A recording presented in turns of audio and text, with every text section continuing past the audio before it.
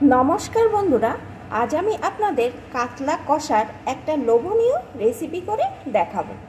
তার জন্য এখানে আমি কয়েক পিস কাতলা মাছের পেটি অংশ নিয়ে নিয়েছি, আর পেটিগুলো কিন্তু আমি একটু ছোট সাইজের করে নিয়েছি, কারণ এই কাতলা কষা রান্নায় এই পেটির মাছ দিয়েই কিন্তু টেস্টটা ভালো আসে, আর একটু ছোট করে নিলেই রান্নাটা ভালো হয়। আপনারা চাইলে একটু বড় করেও নিতে পারেন, আর গাদার মাছও নিতে পারেন, কোনো রকম অসুবিধা নেই। তবে বন্ধুরা, আমার মতে পেটির মাছ দিয়েই কিন্তু এই কষা রান্নাটা বেশি লোভনীয় হয়। তার জন্যে তো আমি এখানে পেটিগুলোই নিয়ে নিয়েছি। আর অনেক সময় দেখা যায় ফ্রিজে মাছ থাকলে কেউ খেতে চাচ্ছে না, যদি এইভাবে কষাভাবে রান্না করে দেন, দেখবেন সকলেই কিন্তু চেটেপুটে খেয়ে নিচ্ছে। তাছাড়া তো টাটকা মাছে স্বাদটা অসাধারণ আসবে। তাহলে বন্ধুরা, রেসিপিটি দেখার শুরুতে প্লিজ একটা লাইক দিয়ে দেখতে থাকুন।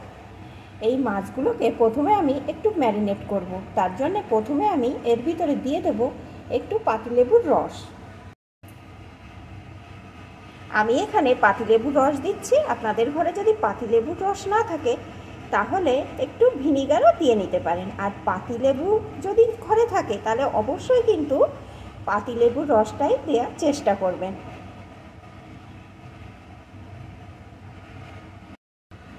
দিয়ে দেব একটু লবণ, একটু হলুদ গুঁড়ো,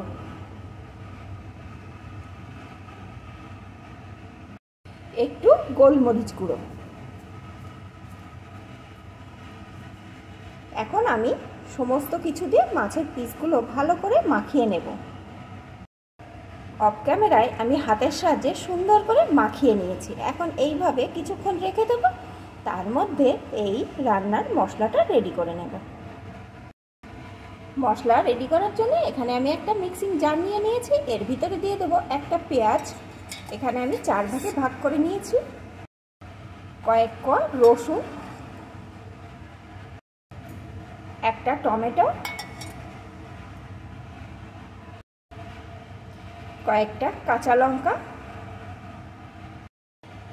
কয়েকটা কাজু বাদাম।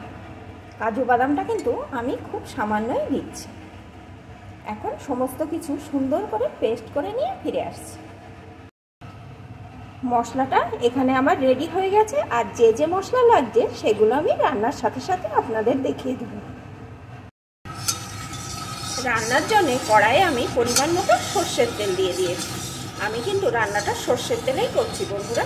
আমি কিন্তু বেশিরভাগ রান্না সর্ষের তেলে করাটাই পছন্দ করি, কারণ সর্ষের তেলে কিন্তু স্বাদটা বেশি ভালো আসে আমার কাছে। আপনারা যার যেমন পছন্দ সেই অনুযায়ী রান্নাটা করবেন। অনেকে সাদা তেল খেতেও পছন্দ করেন, সাদা তেলেও করে নিতে পারেন। তেলটা গরম হয়ে যাওয়ার পর আমি ম্যারিনেট করা মাছগুলোকে এর ভিতরে দিয়ে দেব।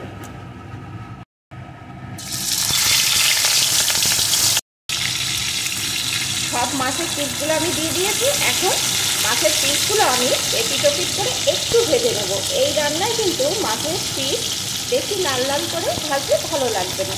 তাহলে বন্ধুরা, মাছের পিসগুলো আমি ভেজে নিয়ে ফিরে আসছি। মাছের পিসগুলো আমি এপিট ওপিট করে একটু একটু ভেজে নিয়েছি। দেখুন বন্ধুরা, মাছের পিসগুলো একটু একটু লাল লাল হয়েছে। এখন এগুলোকে আমি তুলে নেব। সব মাছের পিসগুলো আমি তুলে নিয়েছি। এখন এই তেলের ভিতরে বেটে রাখা মশলাটা দিয়ে দেব।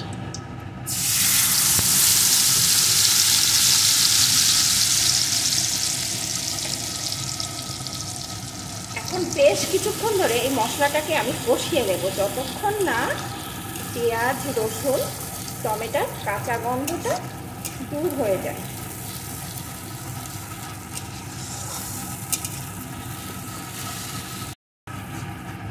বেশ কিছুক্ষণ ধরে এটা আমি কষিয়ে নিয়েছি। এখন এর ভিতরে আমি দিয়ে দেবো 1 টেবিল চামচ জিরে আদা বাটার পেস্ট। আমার এই পেস্টটা ঘরে আগে থাকতেই করা ছিল, তাই আমি এটা পরে দিলাম। আপনাদের যদি ঘরে না থাকে তাহলে আপনারা কিন্তু ওই মশলার সাথেও এটা পেস্ট করে নিতে পারেন। আর দিয়ে দেবো একটু লঙ্কা গুঁড়ো। ঝালটা কিন্তু আপনারা আপনাদের পছন্দ অনুযায়ী দিয়ে নেবেন। দিয়ে দেবো পরিমাণ মতো হলুদ গুঁড়ো, স্বাদ মতো লবণ। এখন আরও কিছুক্ষণ এই মশলাটা সুন্দরভাবে কষিয়ে নেব। এই মশলাটা যত ভালো কষানো হবে রান্নার স্বাদ কিন্তু তত ভালো আসবে। আর সব সময় বলি বন্ধুরা, মশলাটা কিন্তু একটু অল্প আঁচে কষাবেন, তাহলে মশলাটা সুন্দরভাবে কষিয়ে নেওয়া যাবে।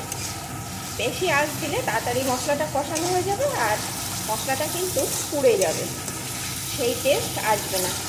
সবসময় অল্প আঁচে মশলা কষিয়ে নিতে হয়। অল্প আঁচে মশলাটা সুন্দরভাবে কষিয়ে নিয়েছি। দেখুন বন্ধুরা, দেখলেই বুঝতে পারছেন মশলাটা কত সুন্দর কষানো হয়েছে।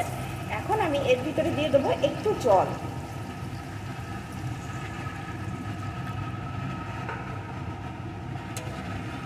এখন এটাকে একটু ফুটিয়ে নেব।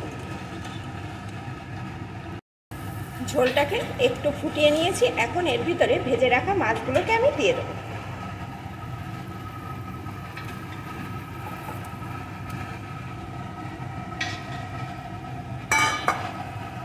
এখন আরেকটু ফুটিয়ে নেব।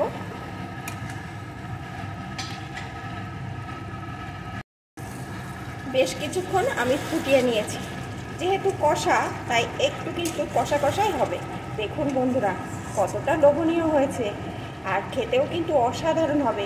এখনও কিন্তু আমার রান্না শেষ হয়নি। এখন আমি এর উপর দিয়ে দেবো একটু গরম মশলার গুঁড়ো।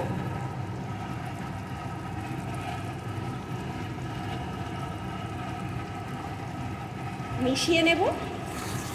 এখন কিন্তু রান্নাটা আমার পুরোপুরিভাবে রেডি।